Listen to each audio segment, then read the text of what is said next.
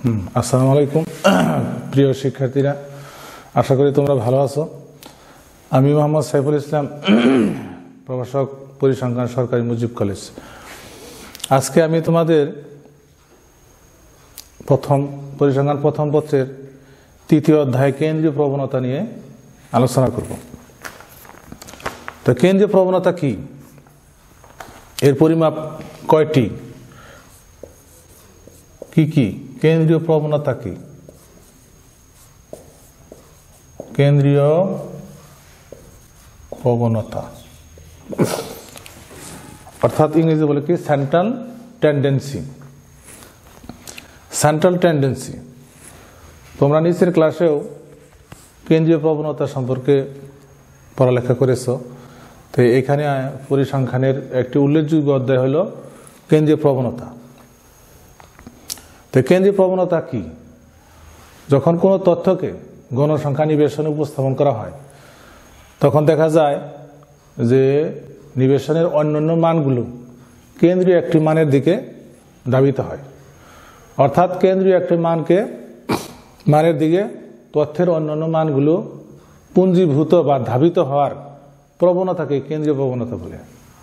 আমি আবার বলি যে গণসংখ্যা নিবেশনের মানগুলোকে কেন্দ্রীয় মানের দিকে কেন্দ্রীভূত বা পুঞ্জীভূত হওয়ার প্রবণতাকেই কেন্দ্রীয় প্রবণতা বলে।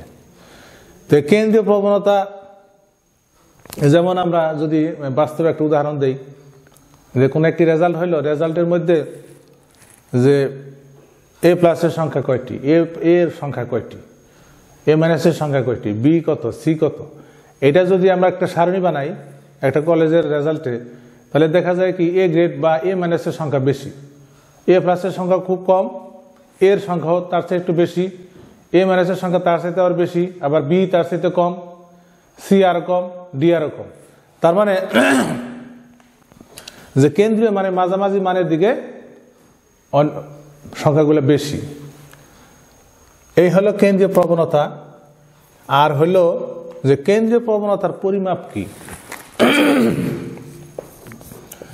কেন্দ্রীয় প্রবণতার পরিমাপ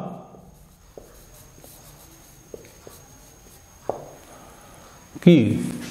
তাহলে কেন্দ্রীয় প্রবণতার পরিমাপ হলো যে সকল পরিসংখ্যানিক পদ্ধতির সাহায্যে নিবেশনের কেন্দ্রীয় মান পরিমাপ করা হয়, বের করা হয়, সেগুলো হলো কি কেন্দ্রীয় প্রবণতার পরিমাপ। কেন্দ্রীয় প্রবণতার পরিমাপ হলো মূলত পাঁচটি। এগুলো তোমাদের আগেও জানা আছে। এক নম্বরে হইল গাণিতিক গড়। গাণিতিক গড় ইংরেজিতে বলে এরিথমেটিক মিন। এরিথমেটিক মিন বা সংক্ষেপে এএম বলা হয়। সংক্ষেপে এএম বলা হয়। দুই নম্বর হল জ্যামিতিক গড়। জ্যামিতিক গড়, জ্যামিতিক গড় বা জিওমেট্রিক মিন। জিওমেট্রিক মিন বা জিএম, সংক্ষেপে বলা হয় জিএম। তিন নম্বর হল তরঙ্গ বা উল্টা গড়। উল্টা গড় বা বিপরীত গড় বা ইংরেজিতে বলে হারমোনিক মিন। হারমোনিক মিন, সংক্ষেপে বলে এইচএম। আর 4 নম্বর হলো মধ্যমা বা মিডিয়ান, ইংলিশে বলে মিডিয়ান। ইংলিশ নামগুলো মুখস্থ রাখতে হবে, মিডিয়ান। এবং 5 হইল প্রচুরক। প্রচুরক বা মুঠ। ঠিক আছে, তাহলে এই 5টা হলো কি কেন্দ্রীয় প্রবণতার পরিমাপ। একটা গাণিতিক গড়, জ্যামিতিক গড়, তরঙ্গ গড়, মধ্যমা এবং প্রচুরক। গাণিতিক গড় কি একটা একটা করে আমরা দেখি যে গাণিতিক গড় কাকে বলে।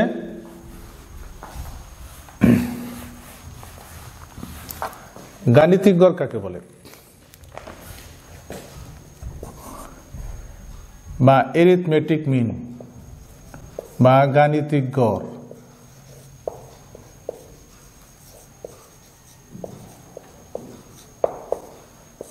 আমরা যদি সাধারণভাবে বলি যে কোনো নিবেশনের যতগুলো মান থাকে তাদের সমষ্টিকে পদ সংখ্যা দ্বারা ভাগ করে যে মান পাওয়া যায় সেটাকে কি বলে, গাণিতিক গড়, সাধারণভাবে বলি। আর যদি আমরা গাণিতিকভাবে বলি যে কোনো চলক এক্স এর n সংখ্যক মান x1 x2 xn, অতএব গাণিতিক গড় বা am, গাণিতিক গড়ের প্রতীক আছে হলো x বার। তো এটা আমরা কি করব, সবগুলো যোগ করে x1 x2 এভাবে যোগ করে xn, নিচে হলো n। তাহলে এটাকে আমরা সিরিজ পড়ছে, আমরা সিরিজ কিভাবে লিখতে হয় জানি, সামেশন xi, i এর মান 1 থেকে n পর্যন্ত, নিচে হলো n। আর যদি গণসংখ্যা যদি থাকে বা শ্রেণীকৃত তথ্যের ক্ষেত্রে, গণসংখ্যা বা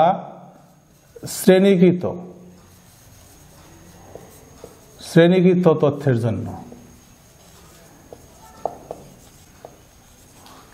সেখানে গড় হবে সামেশন x বার x1 এর সাথে x1 f1 x2 f2 xn fn by capital N, অথবা summation xi fi by n। এই সূত্র আমরা ব্যবহার করব। তোমরা জানো যে আরেকটা সূত্র আছে যে সংক্ষিপ্ত পদ্ধতিতে গড় নির্ণয়। সংক্ষিপ্ত পদ্ধতিতে গড় নির্ণয়ের আরেকটা সূত্র আছে গড়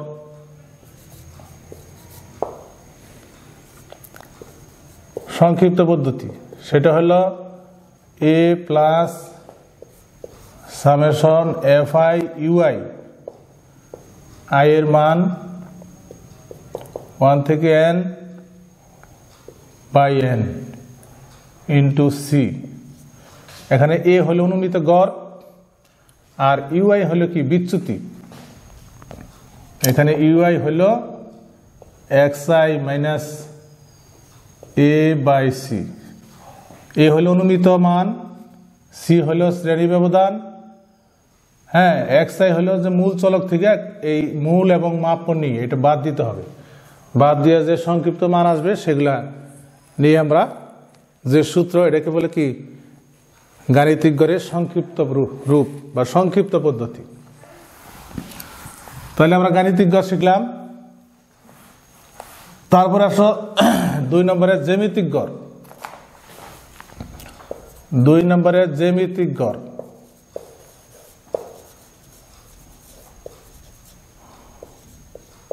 জ্যামিতিক গড় সংক্ষেপে জিএম। তার মানে কোন চলক কোন অশূন্য ধনাত্মক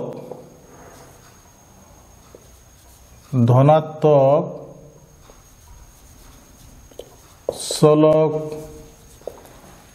এক্স এর n সংখ্যক মান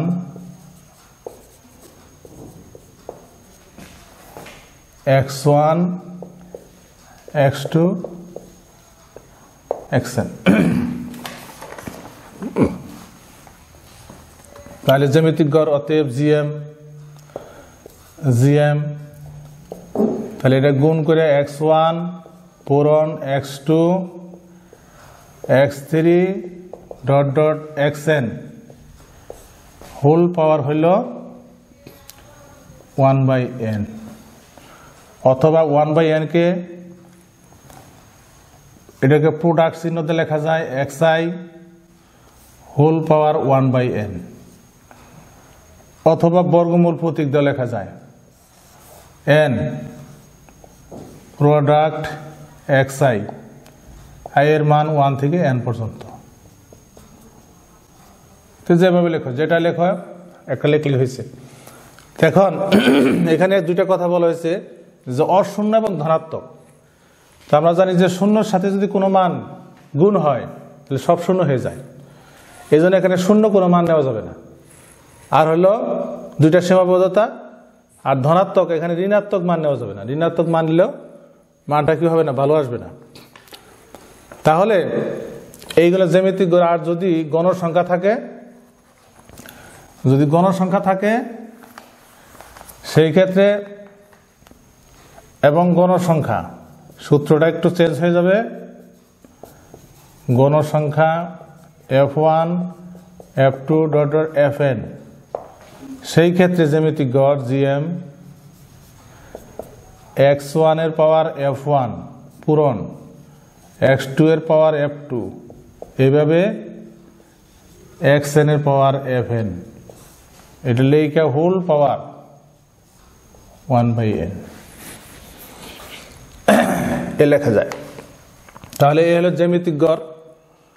তারপরে হলো জ্যামিতিক গড়ের আর কোনো এন্টি লগ দিয়ে আরেকটা সূত্র আছে লগ নিয়ে, সেটা করা যায়।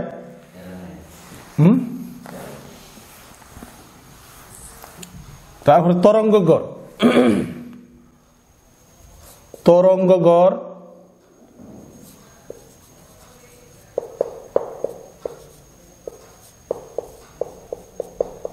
এইটাই উল্টা মানের গাণিতিক গড়। সংক্ষেপে বলে দেই, কোন চলক x এর n সংখ্যক মান, আগেটার মতোই x1 x2 xn, তাহলে হারমোনিক মিন হবে যে প্রত্যেকটা উল্টা মানের গাণিতিক গড়কে, উল্টা মানের গাণিতিক গড়ের উল্টা মানকেই তরঙ্গ গড় বলে। যেমন x1 এর উল্টা মান 1/x1 প্লাস 1/x2 1/xn, এটাকে আবার n দিয়ে ভাগ করতে হবে, গড় হলো।